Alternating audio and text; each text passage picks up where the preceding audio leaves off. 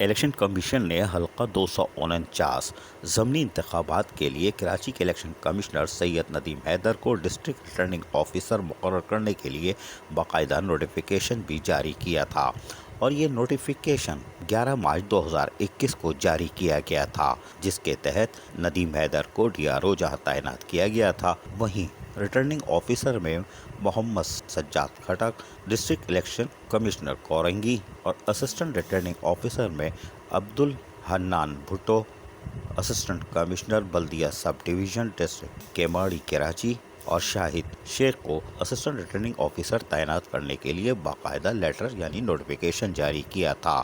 تاہم election commission کی طرف سے کراچی کے الیکشن کمشنر سید ندیم حیدر کو ڈسٹرکٹ ریٹرننگ افسر تعینات کرنے کے بعد ڈسٹرکٹ ریٹرننگ آفیسر سید ندیم حیدر نے باقاعدہ حلف لیا۔ ان سے یہ حلف کمشنر سندھ اعجاز چوہان نے باقاعدہ لیا، اور یقیناً ندیم حیدر ماضی کی طرح ایک بار پھر شفاف الیکشن کے لیے اپنی خدمات سے ضرور متاثر کریں گے۔ عزیز عارف، KBS بلدیاتی نیوز کراچی۔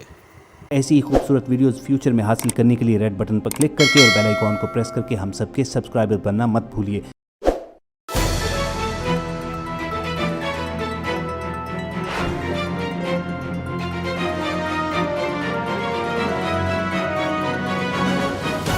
KBS